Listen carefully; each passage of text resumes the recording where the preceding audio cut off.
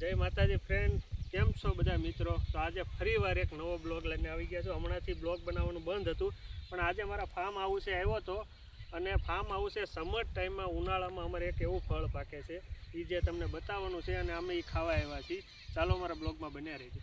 હવે આપણે મારા ફાર્મ હાઉસે તો આવી ગયા છે. આ બાજરી છે અને ઘણા ટાઈમથી હું આવ્યો નહોતો, જોબમાં હોઉં છું એટલે આજે મારે રજા હતી અને મેં વિચાર્યું કે આપણે જઈએ ફાર્મ હાઉસે, બાજરી કેવી થઈ છે. તો જ્યારે વાવી હતી ત્યારે હું આવ્યો હતો, ત્યાર પછીની આ તો મારથી પણ હાઇટમાં લાંબી છે, અત્યારે તો બહુ વધી ગઈ છે.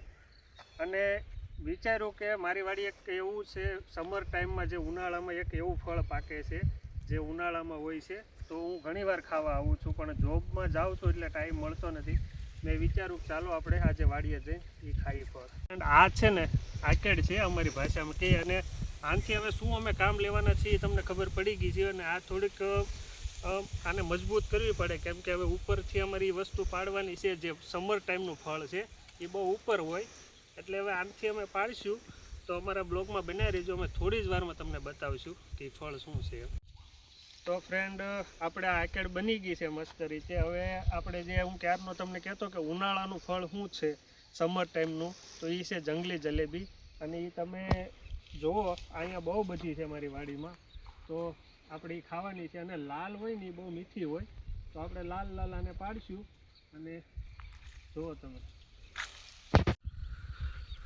તો ફ્રેન્ડ, આ છે જંગલી જલેબી અને ચાલો તમે પણ ખાવા. અને કોને કોને ખાધી છે આ, અને કોને સારી લાગી, કોને આ મીઠી લાગી, અને કોની આ ફેવરિટ છે, તો કોમેન્ટમાં જરૂર બતાવજો.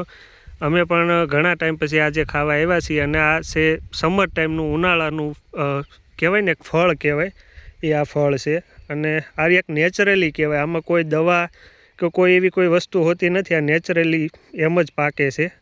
તો ચાલો તમે પણ ખાવા.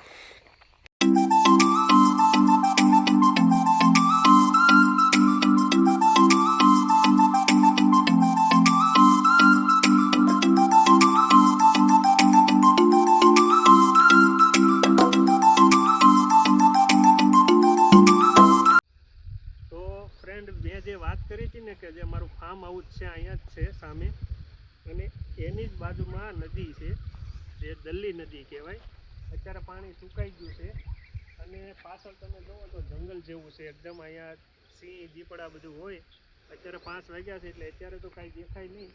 અમે જોઈએ છીએ કે આમાં સિંહના કંઈ પંજા હોય તો તમને બતાવવાની કોશિશ કરશું. ફ્રેન્ડ, હું હમણાં જેવી એક વાત કરતો હતો, કાંઈ સિંહ દીપડા બધું રહે, અને સિંહના પંજા તમને બતાવું કે જો અહીંયા આ છે સિંહનો પંજો. અહીંયા જ પાણી પીવા આવે. હવે ક્યારનો છે એ ખબર નથી, પણ આ જે જંગલ છે ને, અહીં સિંહ દીપડા બધું રહે, અહીંયા પાણી પીવા આવે. અહીંની જગ્યા છે. તો ફ્રેન્ડ, આ બ્લોગ અહીંયા જ સમાપ્ત કરીએ છીએ. અને અમે ઘરે જતા એટલે વિચાર્યું કે અહીંયા સનસેટ પણ અમારે આ જગ્યાએ બહુ સારું થાય છે.